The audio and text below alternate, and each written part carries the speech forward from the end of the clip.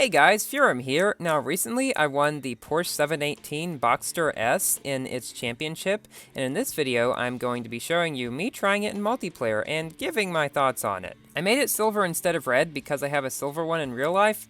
No, not a big one, a small one. So now let's get to my tuning. So my Porsche Boxster is at 1400 rank, and in its tuning for upgrades I have 1505, and in Pro Kits I have 0515.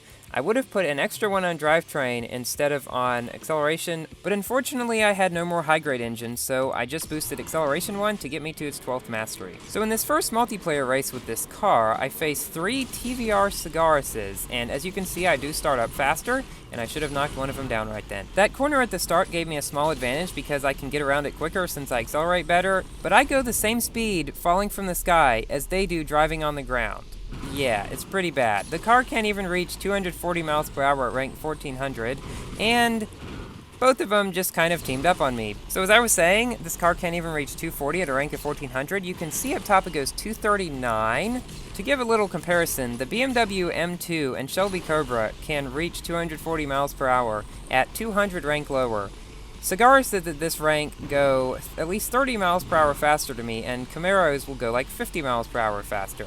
Your only advantage is maybe being able to drift better and accelerating faster, so yeah. While it has decent acceleration and drifting, like I said, it does not have that great of handling, and to add to the problem of its low speed at this rank, it's nitro reliant. If you run out of nitro, you'll be going even slower.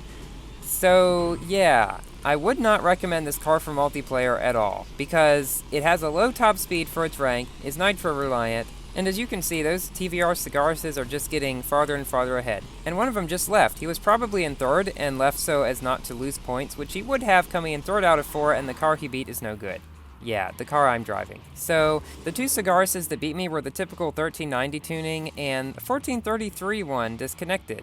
And yes, I made it to 2150 rating for the second time, so I'll start at 1900 rating next season. But let's move on to our next race. Now, the second race is actually very interesting. There's 2 Camaros, at least 1 Cigarus, and a Biome, which even the Biome still goes faster than this car at this rank in multiplayer, and isn't nitro reliant. Biome is better multiplayer car than this one. So I'm ahead in the beginning because of the quite good acceleration of this car, but as you can see, those 2 behind me are catching up fast. So I went up here to number 1, not get hit by them and knocked down, because it's better to go a longer route and not get knocked down than to go a shorter route and get knocked down and lose less time. And the second reason I went that way was to regain nitro earlier, because I don't want to run out in this car. So here there's a bunch of people kind of going back and forth, and it's a little confusing, and I'm not exactly sure what was happening at this point. This corner really shows how well it can drift around, but then the Cigaris just passed me, and it doesn't matter. And that was one of the lowest flat spins I've done there under the bridge. I never barrel roll off of it, except in events, because it's not worth doing risky things like that in multiplayer, just to gain like 3 frames. When it could lose you 3 seconds if it fails, which it usually does in a lot of multiplayer videos I've seen. That's why I never do risky things like that in multiplayer. And I'm very surprised I did not knock down the Cigaris any time during here when I touched him. I don't know. I've been having some problems recently about me just not knock downing cars when I hit them, even when I'm going faster than them. And here you can see how slow it goes without nitro. So yeah, I'm not sure. I've thought that it might be because we're going almost the same speed. What I found is that when 2 cars bump each other that are going about the same speed, no one gets knocked down because no one has the speed advantage. And generally, the car that's going faster will knock down the slower one, unless the slower one pushes the faster one to the side. So these 2 cars behind me are catching up quite fast. Somehow I managed to beat a Camaro on the first lap. Really not sure how that happened. He must have gotten knocked down and had some problems, but don't expect that to happen a lot. Beating Camaros in a car that can go 50 miles per hour slower than it is a rarity. So while this race finishes, I'd just like to ask you guys, what kinds of Asphalt 8 videos would you like to see me do? Recently, I've done a couple event videos, and you guys seem to like those.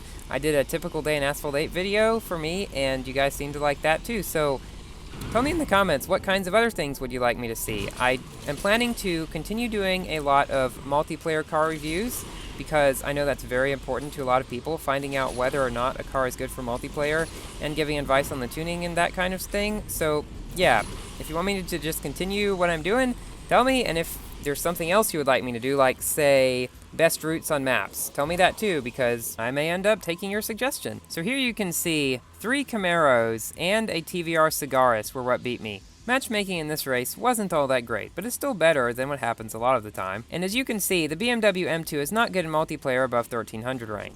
So now for the third race, which is on Rio de Janeiro, against another Camaro, which I tried to knock down, but failed. Yeah, more knockdown problems. So Rio de Janeiro is one of the most recent tracks to be added to Asphalt 8. It was added about a year ago, and Patagonia is the only one that's been added since then. And the Camaro, actually no, that's the Cigaris. I thought it was Camaro at first, but it's the Cigaris that passed me. But the Camaro is coming up very fast right behind me, and yeah, that caused quite a cool flat spin. So yes guys, with the introduction of Patagonia as the most recent track to be added to Asphalt 8, what track would you guys like to see next? I'm thinking probably it's time for another city track, or some kind of sci-fi track almost, like Sector 8, because Sector 8's really the only track that isn't kind of normal.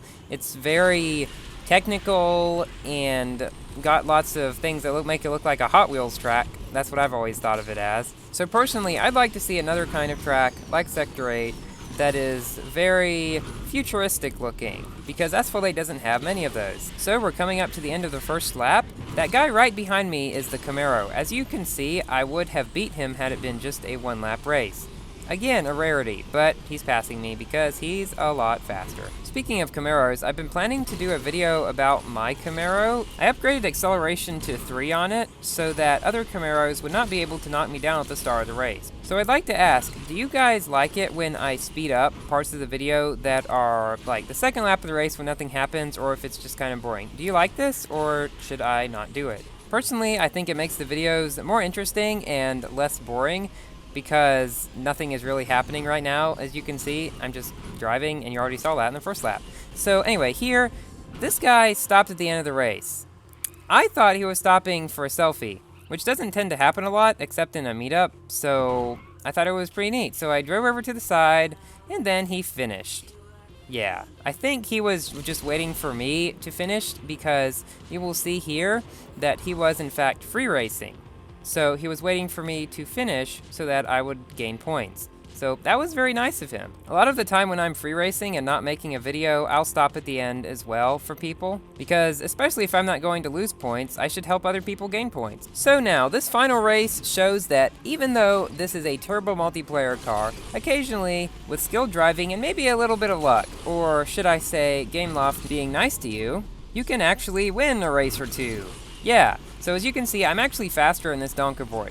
When you're driving this car, you're not going to be faster than much of anything besides Donkervoorts and Servolts and the like. Even probably a Mazda RX-8 could beat you. So here's one of the times where I'm talking about Gameloft kind of being nice to me. Somehow, instead of being knocked down by him coming at me at full blast, I somehow went on top of him and knocked down him instead. Little things like that will be pretty much the only reasons you'll ever win in this car, unless you're playing a bunch of other people and not very good multiplayer cars. So here, unless you're going less than 230 or so miles per hour, it's best to go down here and then jump this so you can land on top of the ship. If your car goes between 200 and 230, you might want to just go on top, because otherwise you might wreck in the middle. Yeah, bad. But if you're in a car going below 200, you can usually go on the bottom and you'll make it into the bottom part of the ship. So here you can see that I have somehow finished in first with this not so great multiplayer car. Now let me tell you, things like this don't happen very often. I would not recommend this car to anyone for multiplayer, because of its low top speed for its rank and its heavy reliance on nitro, it will get beat by most anything in normal cases. So I beat a double boosted Biome, a triple boosted 1390 Cigaris, which is interesting. He must have had some kind of problem, because he got beat by a Donkervoort with just a nitro starter. So guys, thank you for watching, like and subscribe if you enjoyed and would like me to make more Asphalt 8 videos, and I will see you later. Goodbye.